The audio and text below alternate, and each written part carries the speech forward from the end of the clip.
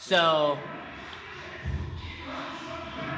I think I was almost destined to end up doing something like this. That idea of taking something that is maybe not gross, but useless and essentially has to be gotten rid of in a very energy intensive way. We have to spend all this time and effort getting rid of it.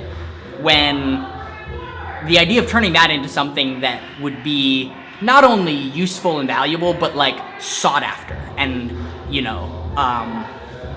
that people would want that, and that irony of kind of the underlying principle there was just taking something that has no value and then turning it into something with just extremely high value. Anchorage, the city that we live in, is a town of 300,000 people, and all the food, essentially, if it's perishable, it has to be flown in. And if there were to be some sort of disruption in that transportation system, like an earthquake, which we are on the ring of fire, if that were to happen, we literally have enough food for 3 days. Our niche right now are specialty mushrooms, which make up around 10% of the domestic market in the United States. The majority of mushrooms here are Portobello cremini. They're grown on manure. As Americans are kind of waking up to the fact that you can't live on just corn and beef your whole life, and you really need to introduce a wide variety of foods into your diet. The fact is, Alaskans are paying just absolutely, in some cases, ludicrous amounts for food. There are areas in rural Alaska where you can't get it. I mean, it is over $8 a gallon for milk. And so these kind of conventional things that are getting shipped up from the lower 48 or from Canada, or in the case of a lot of specialty mushrooms, they're coming through from Asia and then up here. It just really doesn't make a lot of sense. For the most part, there really isn't any significant domestic production in Alaska. Even basic stuff that is usually provided locally elsewhere. Like I was saying, 98% of produce is imported up here, and that's just kind of like the reality. There's a huge amount of demand. I mean, we have really yet to be ever sitting on product that we were not able to get rid of. And so we're able to take that leftover plant material and then grow mushrooms in it. So we're able to essentially take a waste product, recycle it, and then provide, really healthy, incredibly fresh produce to, a place that's really quite devoid of that.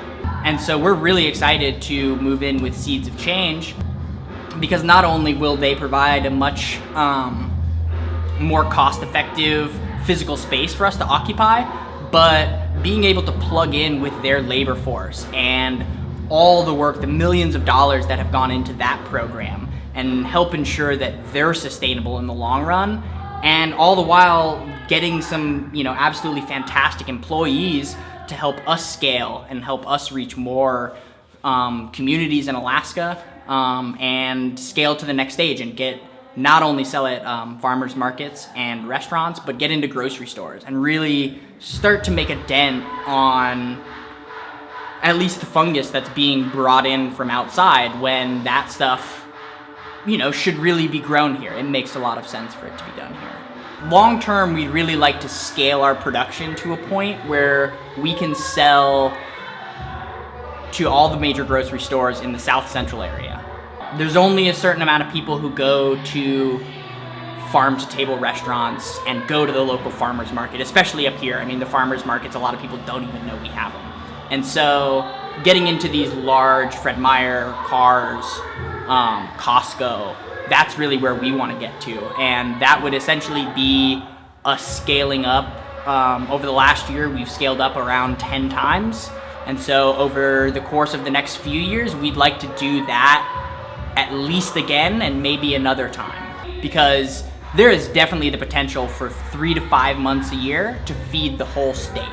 Just off of, if we allocated more land and people got serious about farming and gardening, that could definitely be done. So there will always be food being brought into Alaska. But I think it would not be that difficult to get us to a point that maybe you can't have guacamole year round, but if we have an earthquake, thousands of people won't starve to death. And I think that's really where we should be pointing.